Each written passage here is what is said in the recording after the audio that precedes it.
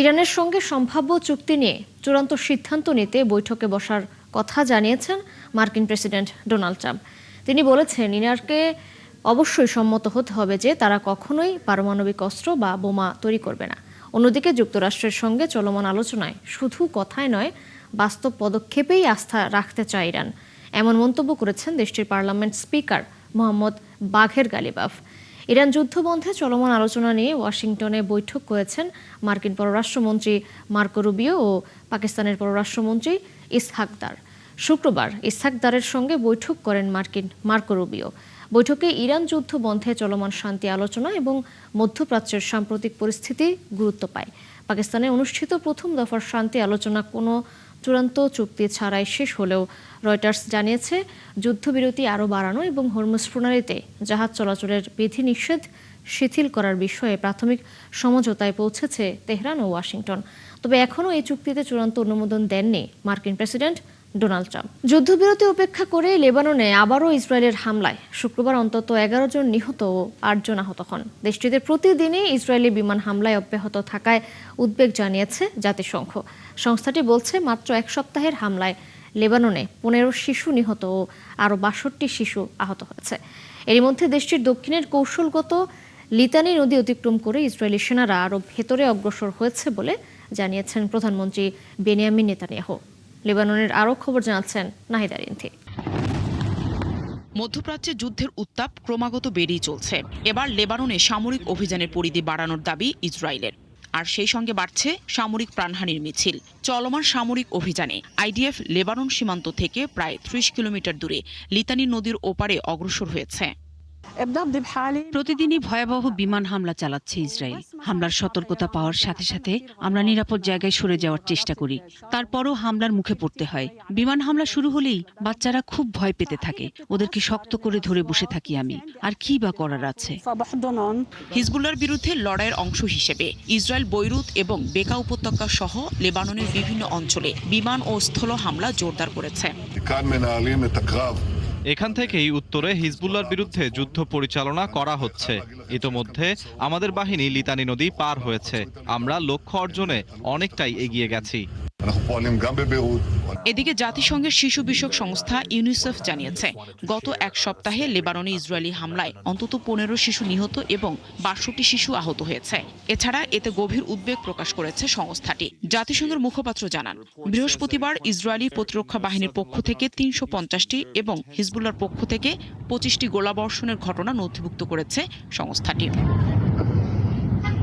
একই দিন জাতিসংঘের মানবিক সহায়তা সমন্বয় সংস্থা OCHA জানিয়েছে, চলমান সংঘাতের কারণে জরুরি সেবা ও ত্রাণ কার্যক্রম মারাত্মকভাবে ব্যাহত হচ্ছে। নাবাতিহে অঞ্চলে ইসরায়েলি হামলায় মারজাউনের একটি গুরুত্বপূর্ণ সড়ক ক্ষতিগ্রস্ত হয়েছে, যা চিকিৎসা সামগ্রী সরিয়ে নেওয়া, ত্রাণ কর্মীদের চলাচল এবং প্রয়োজনীয় পণ্য পরিবহনের জন্য অত্যন্ত গুরুত্বপূর্ণ ছিল। নাহিদা রিন্থি, 71। গাজার আরও 70% এলাকা নিয়ন্ত্রণে নেয়ার নির্দেশ দিয়েছেন ইসরায়েলের প্রধানমন্ত্রী বেনিয়ামিন নেতানিয়াহু। এমন ঘোষণার পর নতুন করে আতঙ্ক তৈরি হয়েছে ফিলিস্তিনিদের মধ্যে। ধ্বংসস্তূপের উপত্যকায় অসহায় মানুষের হাহাকার। দর্শকের বিষয়ে আরও জানাচ্ছেন আরাফাত ইসলাম। ইসরায়েলি হামলায় বিধ্বস্ত গাজা, ধ্বংসস্তূপের ভেতর স্বজন খুঁজছে ফিলিস্তিনিরা। নতুন করে আতঙ্ক ছড়িয়েছে বেনিয়ামিন নেতানিয়াহুর ঘোষণায়। গাজার আরও 70% এলাকা দখলে নিতে সেনাবাহিনীকে নির্দেশ দিয়েছেন তিনি। 70% দখল হলে আমরা কোথায় যাব? সমুদ্রে চলে যাব? যাওয়ার মতো কোনো জায়গা তো নেই। এটি ইসরায়েলের অন্যায় সিদ্ধান্ত। 2023 সালে হামাসের হামলার পর থেকে টানা সামরিক অভিযানে গাজার বড় অংশ ধ্বংসস্তূপে পরিণত হয়েছে। ইসরায়েলের নিয়ন্ত্রণে উপত্যকার প্রায় 64% এলাকা। নেতানিয়াহু জানান, নিরাপত্তার স্বার্থে আরও এলাকা নিজেদের কবজায় আনতে চান। তবে ফিলিস্তিনিদের আশঙ্কা, ধীরে ধীরে পুরো গাজা থেকেই তাদের সরিয়ে দেবে ইসরায়েল। বিশেষ করে ইসরায়েলি মন্ত্রীদের অভিবাসন সংক্রান্ত বক্তব্য নতুন করে উদ্বেগ বাড়িয়েছে। নেতানিয়াহু পুরো গাজার মানুষকে ছোট একটা জায়গায় আটকে রাখতে চান। প্রতিদিন মৃত্যু, হামলা, ধ্বংস আর আতঙ্কের মধ্যে বেঁচে আছি আমরা। এদিকে হামাসের শীর্ষ নেতাদের লক্ষ্য করে হামলা চালানোর দাবি করেছে ইসরায়েল। তবে লাগাতার বিমান হামলায় প্রতিদিনই বাড়ছে বেসামরিক হতাহতের সংখ্যা। আরাফাত ইসলাম, 71। ইরাকের প্রাচীন শহর উর, 1000 বছর আগে এখানে নির্মাণ করা হয় চোখ ধাঁধানো স্থাপনা জিগুরাত। মিশরীয়দের গর্ভজীবন পিরামিড, ঠিক তেমনি মেসোপটেমীয় সভ্যতার মানুষের গর্ব জিগুরাত। বয়সের ভারে ক্ষয়ে পড়া এই স্থাপত্যটিতে এবার শুরু হয়েছে ব্যাপক পুনরুদ্ধার এবং রক্ষণাবেক্ষণের কাজ। বিশ্বের অন্যতম প্রাচীন এই সাংস্কৃতিক নিদর্শনকে ভবিষ্যৎ প্রজন্মের জন্য টিকিয়ে রাখতেই এই উদ্যোগ।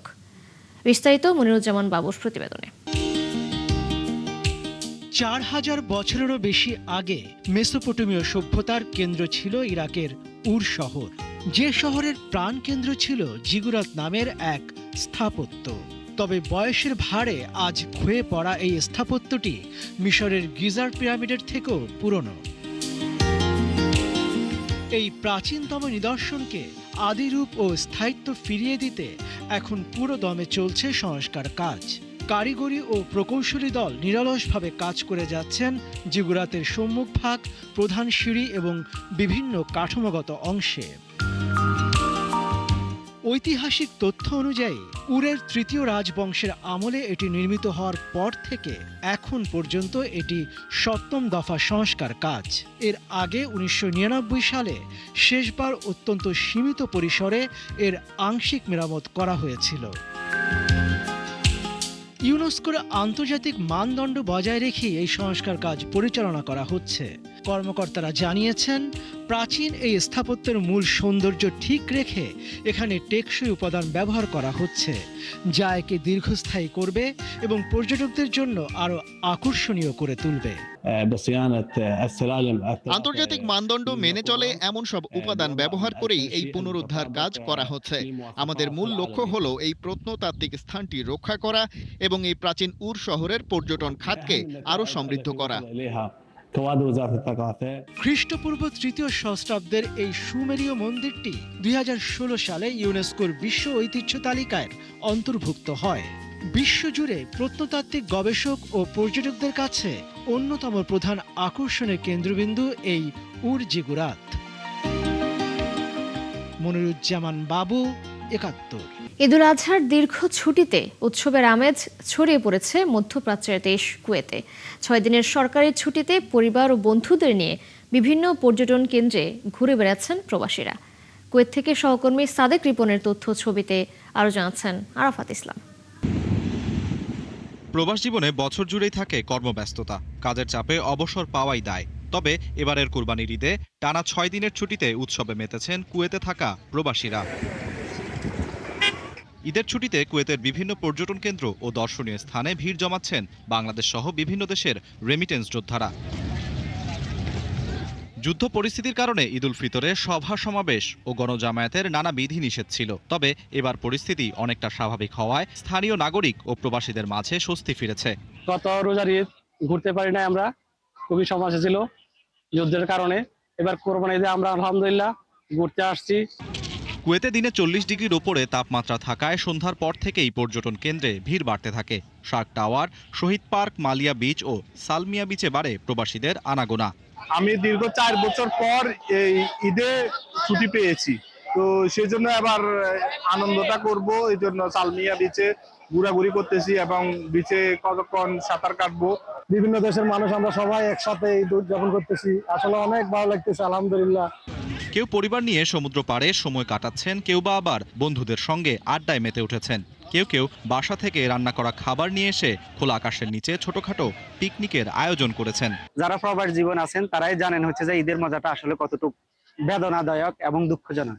কারণ হচ্ছে যে আমরা পরিবার থেকে দূরে আছি। মনোরম পরিবেশে ছোটরা খেলাধুলায় ব্যস্ত আর বড়রা চা কফির আড্ডায় সময় কাটাচ্ছেন। কেউ আবার সমুদ্রের জলে গা ভাসিয়ে খুঁজছেন প্রশান্তি। কর্মব্যস্ত জীবনের ফাঁকে ঈদের এই ছুটি প্রবাসীদের কাছে যেন এক টুকরো স্বস্তি আর আনন্দের উপলক্ষ হয়ে উঠেছে। আরাফাত ইসলাম, 71। যুক্তরাষ্ট্রের ভার্জিনিয়া অঙ্গরাজ্যে সড়ক দুর্ঘটনায় অন্তত 5 জন নিহত হয়েছে, আহত হয়েছে 40 জনেরও বেশি। নির্মাণাধীন একটি মহাসড়কে ধীর গতির যানবাহনের কাছে গতি না কমানোয় নিয়ন্ত্রণ হারিয়ে একটি বাস একাধিক গাড়িকে ধাক্কা দেয়। এদিকে টেক্সাসের ডালাস শহরে গ্যাস বিস্ফোরণে অন্তত 3 জন নিহত হয়। এই ঘটনায় আহত আরও 5 জনকে হাসপাতালে নেওয়া হয়েছে। বিস্তারিত জানাচ্ছেন আরাফাত ইসলাম। যুক্তরাষ্ট্রের ভার্জিনিয়া স্ট্যাফোর্ড কাউন্টিতে শুক্রবার ভোর রাতে ঘটে ভয়াবহ এক সড়ক দুর্ঘটনা। স্থানীয় সময় রাত 2টা 35 মিনিটের দিকে মহাসড়কের একটি বাস নিয়ন্ত্রণ হারিয়ে একাধিক যানবাহনে ধাক্কা দেয়। নির্মাণ কাজ চলা মহাসড়কে গতি নিয়ন্ত্রণ করতে ব্যর্থ হয়ে বাসটি ধীর গতিতে থাকা বেশ কয়েকটি যানবাহনে ধাক্কা দেয়। দুর্ঘটনার পর বাসটিতে আগুন ধরে যায়, এতে ঘটনাস্থলেই প্রাণ হারান একই পরিবারের 4 সদস্য। এছাড়া বাসের ধাক্কায় ক্ষতিগ্রস্ত এক গাড়িতে থাকা 25 বছর বয়সী এক নারীও নিহত হন। দুর্ঘটনায় আহত হন অন্তত 44 জন। আহতদের স্থানীয় বিভিন্ন হাসপাতালে ভর্তি করা হয়েছে। অন্তত 3 জনের অবস্থা আশঙ্কাজনক বলে জানিয়েছে পুলিশ। দুর্ঘটনায় আমার মাথায়, বাম চোখে, পায়ে, ঘাড়ে আঘাত লাগে। বাসটি যখন উল্টে যায় তখন আমি একবার বাসের ছাদে আরেকবার জানালার সঙ্গে প্রচণ্ড ধাক্কা খাই। বেঁচে যে আছি এটা আসলেই কপাল। অনেকে মারা গেছে দুর্ঘটনায়, তাদের জন্য খুব খারাপ লাগছে। জানা গেছে নর্থ ক্যারোলাইন ভিত্তিক পরিবহন প্রতিষ্ঠান E&P ট্রাভেলসের একটি বাস নিউ ইয়র্ক সিটি থেকে শার্লটের উদ্দেশ্যে যাচ্ছিল। বাসটিতে চালক সহ মোট 34 জন আরোহী ছিলেন। দুর্ঘটনার জন্য বাস চালকের বিরুদ্ধে অভিযোগ আনার প্রস্তুতি চলছে বলে জানিয়েছে ভার্জিনিয়া স্টেট পুলিশ। মর্মান্তিক এক গ্যাস বিস্ফোরণে টেক্সাসের ডালাস শহরে কয়েকজন হতাহতের ঘটনা ঘটেছে। বৃহস্পতিবার দুপুরে একটি অ্যাপার্টমেন্টে ঘটে এ ভয়াবহ অগ্নিকাণ্ড। আরাফাত ইসলাম, ৭১। যুক্তরাষ্ট্রের প্রেসিডেন্ট ডোনাল্ড ট্রাম্প প্রশাসনের প্রস্তাবিত প্রায় $1.8 বিলিয়ন একটি তহবিল গঠনের কার্যক্রম সাময়িকভাবে স্থগিত করেছেন এক ফেডারেল বিচারক। ট্রাম্প এই তহবিলকে সরকারের অস্ত্রায়ন বা রাজনৈতিক উদ্দেশ্যে ক্ষমতার অপব্যবহারের শিকারদের ক্ষতিপূরণ দেওয়ার উদ্যোগ হিসেবে উল্লেখ করেছিলেন। স্থানীয় সময় শুক্রবার ভার্জিনিয়ার ইস্টার্ন ডিস্ট্রিক্টের বিচারক লিওনি ব্রিংকেমা এক আদেশে জানান, আদালতে আরও আইনি শুনানি শেষ না হওয়া পর্যন্ত ট্রাম্প প্রশাসন এই তহবিল গঠন বা পরিচালনার বিষয়ে আর কোনো পদক্ষেপ নিতে পারবে না। তবে গত সপ্তাহে মার্কিন বিচার বিভাগ অ্যান্টি ওয়েপনাইজেশন ফান্ড নামে এই তহবিল গঠনের ঘোষণা দেয়। ট্রাম্পের করনথি ফাঁসের ঘটনায় অভ্যন্তরীণ রাজস্ব বিভাগের বিরুদ্ধে করা মামলার সমঝোতার অংশ হিসেবে এই উদ্যোগ নেওয়া হয়েছিল। কলম্বিয়ার দক্ষিণ পূর্বাঞ্চলে মাদক পাচারের এলাকার নিয়ন্ত্রণকে কেন্দ্র করে সংঘর্ষে অন্তত 52 জন নিহত হয়েছে। দুই প্রতিদ্বন্দ্বী সশস্ত্র দলের সংঘর্ষে এই হতাহতের ঘটনা ঘটে বলে জানিয়েছে রয়টার্স। কলম্বিয়ার প্রতিরক্ষা মন্ত্রী পেদ্রো সানচেজ সামাজিক মাধ্যমে এই অঞ্চলটিকে সংঘাতের বিষয়টি নিশ্চিত করেন। কলম্বিয়ার সেনাবাহিনীও ঘটনাটি নিশ্চিত করলেও হতাহত নিয়ে আনুষ্ঠানিক কোনো বার্তা দেয়নি। সানচেজ জানিয়েছেন, বেসামরিক লোকজনের নিরাপত্তা নিশ্চিত করতে ওই এলাকায় সেনা মোতায়েন করা হয়েছে। আগামী রবিবার কলম্বিয়ায় প্রেসিডেন্ট নির্বাচন অনুষ্ঠিত হবে। তার আগে ঘটে যাওয়া সহিংসতার ঘটনাটি উদ্বেগের জন্ম দিয়েছে। কসোভোতে বেড়ে চলা পথকুকুরের সংখ্যা নিয়ন্ত্রণে স্টেরিলাইজেশন অভিযান শুরু করেছে আন্তর্জাতিক প্রাণী কল্যাণ সংস্থা ফোরপজ। দেশটির পোদোয়েভা অঞ্চলে চালানো এই কর্মসূচির আওতায় পথকুকুরগুলোকে ধরে টিকা, চিকিৎসা ও জন্ম নিয়ন্ত্রণ অস্ত্রোপচার করা হচ্ছে। পরে আবার ছেড়ে দেয়া হচ্ছে তাদের পরিচিত এলাকায়। দর্শক আরও জানাচ্ছেন দেওয়ান মুবাশশিরা হোসেন। কসোভোর রাস্তাঘাট আর আবর্জনার ভাগাড়ে বেড়ে চলেছে পথকুকুরের সংখ্যা। খাবারের খোঁজে ময়লার স্তূপে ঘুরে বেড়ানো এইসব প্রাণী এখন শুধু মানবিক সংকটই নয়, জনস্বাস্থ্য ও পরিবেশের জন্য বড় উদ্বেগ হয়ে দাঁড়িয়েছে। এই পরিস্থিতি সামাল দিতে দেশটির পোদোয়েভা অঞ্চলে মাঠে নেমেছে আন্তর্জাতিক প্রাণী কল্যাণ সংস্থা ফোরপজ ইন্টারন্যাশনাল। শুরু হয়েছে 2 সপ্তাহের বিশেষ স্টেরিলাইজেশন কর্মসূচি। অভিযানের আওতায় পথকুকুরগুলোকে ধরে আনা হচ্ছে অস্থায়ী ক্লিনিকে। সেখানে তাদের দেওয়া হচ্ছে টিকা, চিকিৎসা এবং জন্ম নিয়ন্ত্রণ অস্ত্রোপচার। পরে আবার ছেড়ে দেওয়া হচ্ছে পরিচিত এলাকায়। সত্যি বলতে কুকুরগুলোর অবস্থা খুবই খারাপ। তারা ময়লার ভাগাড়ে জীবন কাটাচ্ছে। এটা যেমন প্রাণীদের জন্য কষ্টের, তেমনি মানুষের জন্য অস্বস্তিকর। কেউই চায় না এভাবে প্রাণীগুলো কষ্ট পাক। তাদেরও ভালোভাবে বেঁচে থাকার অধিকার আছে। আমরা কুকুরগুলোকে ধরে ক্লিনিকে নিয়ে আসছি। সেখানে তাদের অপারেশন, টিকা আর চিকিৎসা দেওয়া হচ্ছে। এরপর আবার ছেড়ে দেওয়া হচ্ছে। এভাবেই ধীরে ধীরে পথকুকুরের সংখ্যা নিয়ন্ত্রণে আনা সম্ভব। আমরা মনে করি কুকুর হত্যা না, এই পদ্ধতি দ্বারাই দীর্ঘমেয়াদে সংকট সমাধান করা সম্ভব। বর্তমানে কসোভো জুড়ে প্রায় 50,000-এর বেশি পথকুকুর রয়েছে বলে ধারণা করা হচ্ছে। বিশেষজ্ঞদের মতে দেশটিতে গড়ে স্টেরিলাইজেশনের হার মাত্র 11%। ফলে পরিস্থিতি নিয়ন্ত্রণে আনতে আরও কয়েক বছর সময় লাগতে পারে। এদিকে ভেটেরিনারি সেবা ও আন্তর্জাতিক সহযোগিতা অব্যাহত থাকলে আগামী 2 থেকে 3 বছরের মধ্যে পরিস্থিতি অনেকটাই নিয়ন্ত্রণে আনা সম্ভব বলে মনে করেন স্থানীয় কর্তৃপক্ষ। দেওয়ান মুবাশিরা হোসেন, ৭১। এই ছিল এখনকার আয়োজনে। বিশ্বের আরো নতুন কিছু খবর ও বিশ্লেষণ নিয়ে দুপুর ১:৩০টায় আবারও হাজির হবে বিশ্বযোগ। ততক্ষণ সরাসরি সংবাদ অনুষ্ঠান দেখতে চোখ রাখুন ৭১-এর ফেসবুক পেজে এবং সাবস্ক্রাইব করুন ৭১-এর ইউটিউব চ্যানেল। থাকুন ৭১-এর সাথে।